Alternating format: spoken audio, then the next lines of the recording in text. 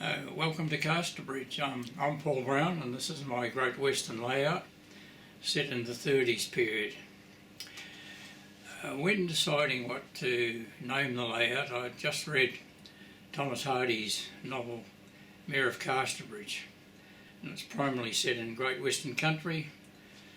I then decided to call it Casterbridge. Being fictitious, I felt that would give me a little bit of license to play with. I'm set up in a semi-basement, which in turn sits adjacent to the underfloor area of the rest of the home. This allows for extended track running via tunnels through to under the house. I'll give you more details about this later.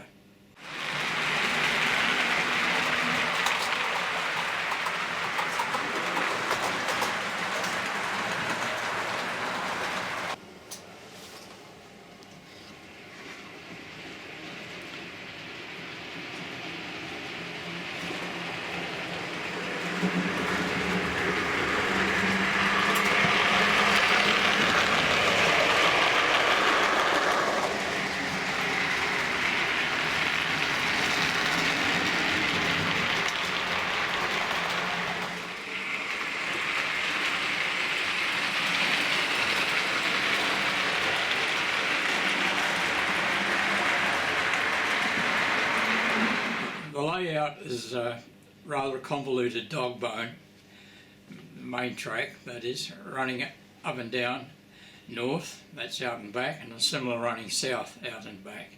You'll see a bit of that later.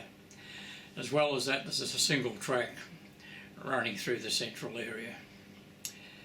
There's also a branch line which change here for Casterton. And the idea is it's on an elevator, we'll show you that later.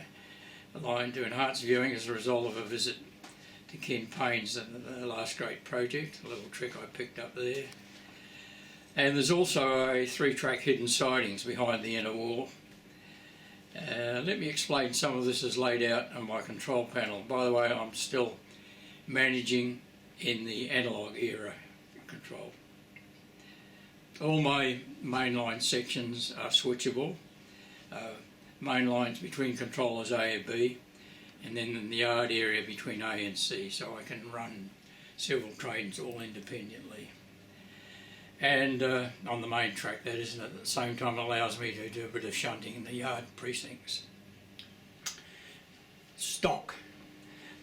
Some is purchased, some at Telford over the years. Some I inherited, and quite a bit I've built. I'm a kit basher. I'm not too flash with the scratch building, and we'll see a little bit of that. I quite enjoy painting and lettering, and you'll see some of that as well. I've used a fair bit. My background is as an electronics technician way back, before I branched out into production and TV, and as a result of that I've managed to mix a little bit of the techo background and a little bit of the art as well.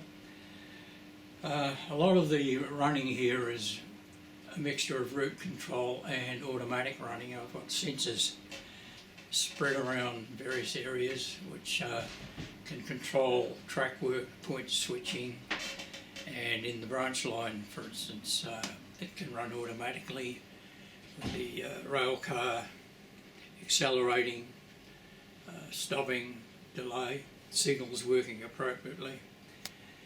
And as well as that, there is a single line operation through the central area, which is also controlled by sensors, so I can run 2 trains, but if one's coming through the central area, a signal in the south loop will stop the train coming through from the south until the one from the north clears the central area, and then they'll all take off once again.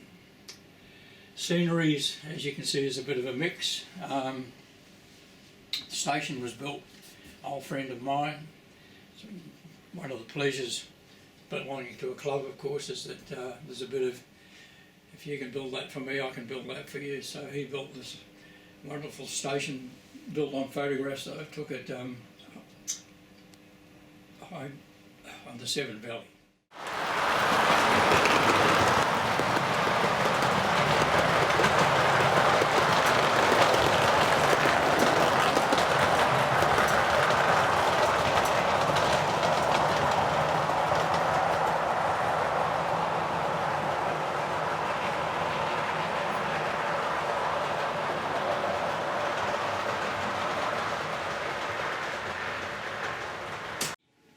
Engine shed area, coaling stage.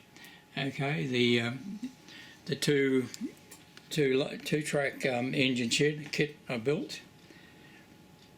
The coaling stage is modelled on the one at Didcot, built by an old friend of mine, and the turntable, another one built by the lady in Norman. Between the two of us, he did the basics and the motoring, and then I detailed it.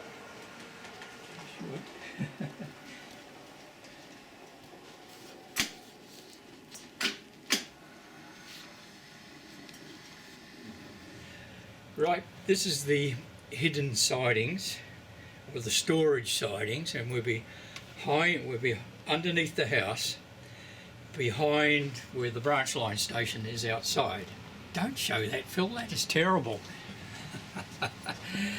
And the idea is that whenever I have an open day and other members want to run their trains, I can run mine in here without having to lift them off and decouple and everything. I just run them in here, get them out of the way, and that leaves the running tracks out there free for other people to load their trains up and run.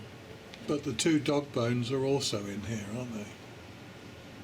Their dog bones are in there, yes, underneath there.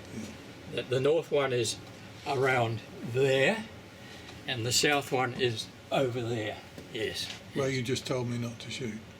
Yes, but you're welcome, but it's a bit of a dog's breakfast.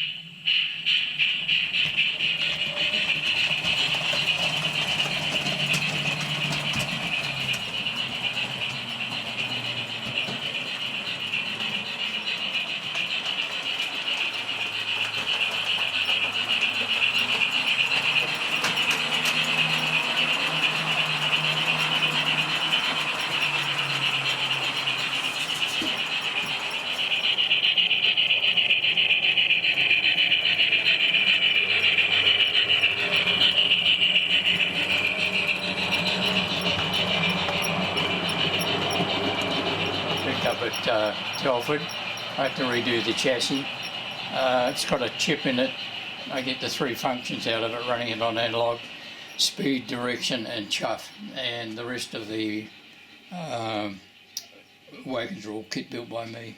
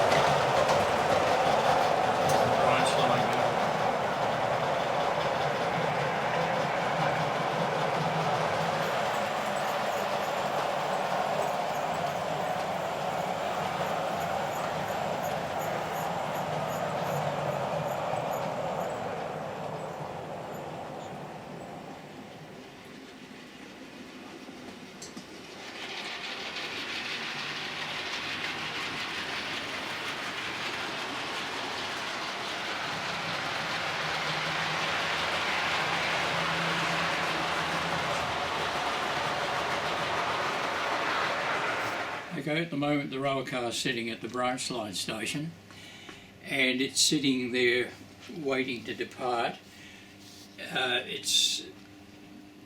The track supply is being controlled by a delay at this stage.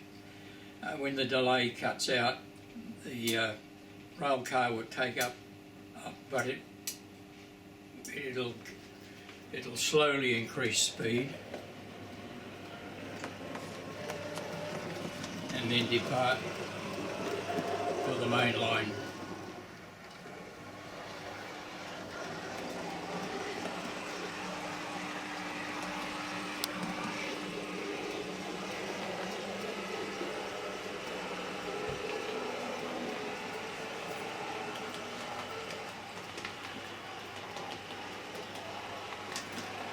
When it passes the small grey tank, you see there's a sensor in that which will tell it to slow down, and then it'll gradually slow down until it hits, just about touches the buffer stops at the end, and when it gets there it'll cut in a time delay and also another set of contacts that change the polarity over.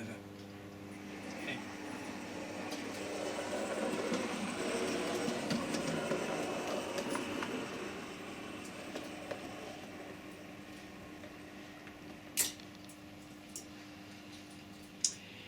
I did a rough artwork for it on a piece of card of the size that you see here. Then my granddaughter, who else, put it into a program and mapped it onto a stick for me. I took the stick along to where one of the group of the club was working. We did a photo print on it on the aluminium base, which you can see here.